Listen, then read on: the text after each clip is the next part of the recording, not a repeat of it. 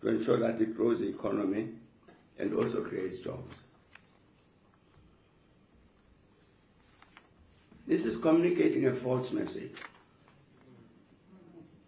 Very false. The following month, Statistics South Africa issued a report.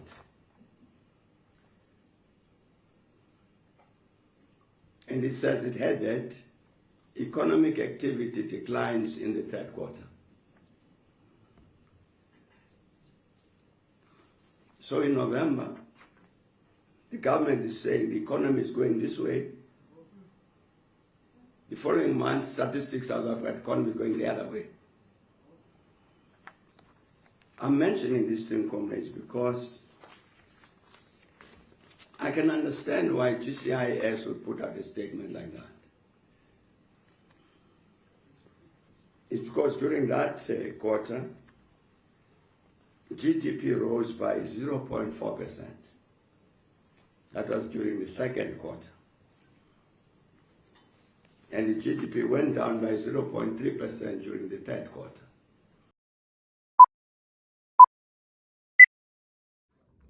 Welcome everyone to another epic episode. I'm your host Sabelo Zuma Umshuluzi. Yeah, I thank you for joining me. Today's episode where we will be discussing many important things that are affecting our country as South Africa, right?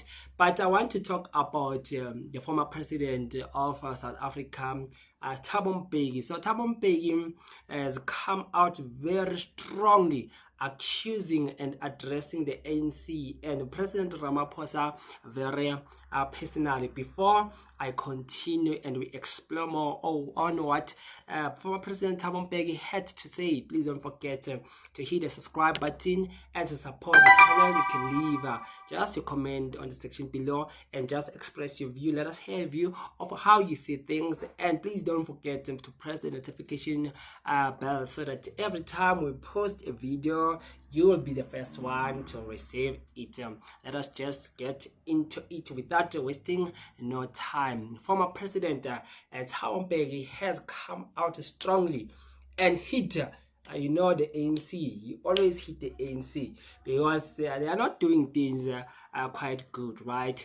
And he has came out to be a strong critic of President Cyril Ramaphosa. One will think that it's because of their maybe personal fights that they have, or their personal indifferences that former President Thabo Mbeki and President Ramaphosa have, but it is not. Every time when former President Thabo Mbeki criticizes President Ramaphosa, to me, I think it gives them fair criticism. It's always fair. He always will point out the misdeeds that they are doing, the misconducts that they are doing, and it will be just clear. So former President Thabo Mbeki will be clear like that. So now he has come out and to say that the country's GDP has collapsed, and the economical growth on the third quarter of 2024 has collapsed, and he say that this will result in the highest unemployment never seen before. And he said that the government on the third quarter after the collapse, they have given an update, and President Ramaphosa has promised we know that he's been promising 2 million of jobs, 1 million of jobs, 5 million of jobs, 4 million each and every year. He's making that promises, right? But that when the government gave the report to say that they are fighting this issue of unemployment, right? So former President Thabo Mbeki has come out strongly and said, how will you fight unemployment when the country's GDP is going down, when the economy is collapsing, right? Because that as a result will result in more people not getting employment, right? Because these companies will be retrenching, will be shutting down, getting liquidated, because now the economy is very, very not giving the results, right? The economy is just down like that, right? So The former president has come out to say that, but state SA, when it comes to economical growth, they've given their side of the findings, right? And this is their finding. They found it that now the high employment rate and the rates that have been given by government officials, particularly the president, are not the same, right? So is it possible that the former statesman is accusing the president of lying? Yes, it is possible, and he was exactly doing that, accusing the president and the ministers, all of them together, lying, to telling the people in the country false information, right? Not telling them the truth that there's some economical meltdown, and this has resulted of a lot of people not to find employment, and the unemployment rate escalating up, going up, right? And just looking back at President Ramaphosa's presidency for the 2024-23 going back, right, it has not been a fruitful presidency. The reason why is because of one thing. Many promises that he has made, he has not kept so far, right? You remember when President Ramaphosa came into picture, he did give and promise some good governance, and came out with a good slogan of saying that it's a new dawn, it's a new hope, it's a new future for South Africa. And many people who have lost that thing of believing in a politician started to regain some trust, started to their hopes to be revived, to say that no, maybe something big will be happening for the country. What has happened? The new dawn was the new darkness. It was the bad darkness in the history of democracy, right? You remember, President Ramaphosa is the one who promised us to build us a bullet train. Where is the bullet train today? It's not there. Number two, President Ramaphosa promised us to build us a new city, a smart city, right? A mega city or a new smart city. Where is the city? The city is not there. This is his second term. The city is not there, right? Number three, President Ramaphosa promised us to say all those who were linked to state capture, they will be, and corruption, they will be held accountable, right? Okay, including himself, he was implicated, but we'll talk about that some other time, right? But those whom that the findings were given by Judge Raymond Zondo, and he said that he will be calling to books all those who implemented in a wrongdoing, including Abokwede Mantashe from Bosasa, including other ANC prominent comrades who stole money from Bosasa, from VPS, and other government businesses, right? So a lot of people have been named, and they've been accused of corruption. But now, who was convicted? Since these people, since that report, since the Zondo report came, who was convicted?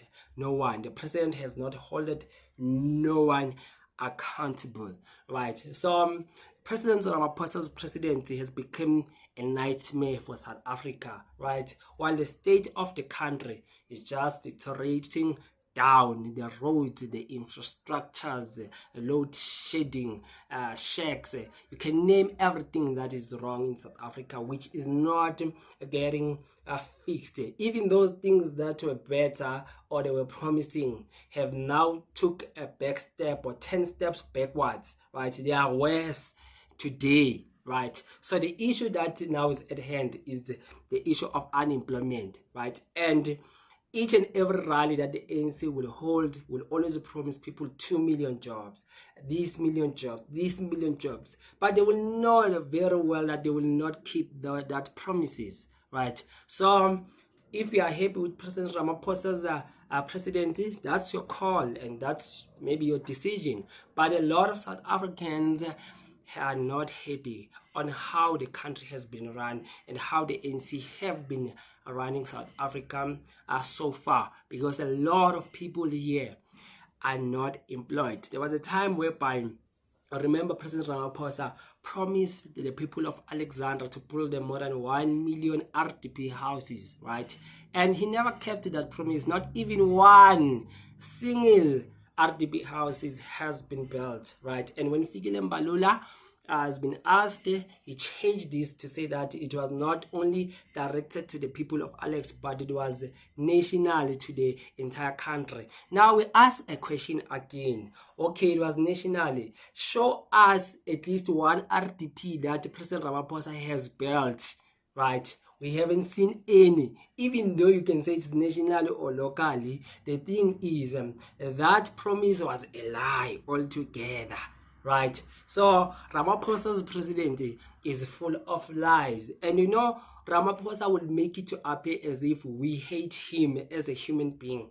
We don't hate him, we just against the lies. He lies too much, that one. He lies too much. You want JJ Tawan to tell you that Ramaphosa can lie to you with a straight face. With a straight face, this man can lie to you. That's how much a liar he is. You understand? So a lot of things has happened, and this possibly is the worst president we've had since the dawn of democracy. I don't care whether you like the man or not, but if then we as South Africans we have to judge this man ethically, this is the worst president. You know, in time past, I always try to convince some few people not to vote for the party X and X. You know that there's a party X that people are always loyal to. No matter what it can do, they will always vote for it. But if I can tell you something shocking, those people today are now against party X. They don't want party X anymore because of some misdeeds of party X. That's how bad party X is treating its people. Even the loyalists, the grannies and the grandpas who used to be loyalists and say that, no, this is what gave us freedom. We are not moving. But now they are tired. In this period, in this presidency, in this president, they are tired. People are fed up. They've had enough. So, one thing that will happen is that you party X, Congolese, ANC, you will make the old man, former President Thabo Mbeki, to have a heart attack or a stroke or something, but you will be the cause of his ending. Can't be that the old man is always complaining, and you, Mr. Fix Nothing Balula, you are protecting him and you are saying nothing, and you put the former president aside as if he never said anything. We know that you, SG, Fikile Mbalula, you are the president's keeper, because every time when Ramaphosa is being rebuked or being criticized, you are the first one to come up front and to defend him.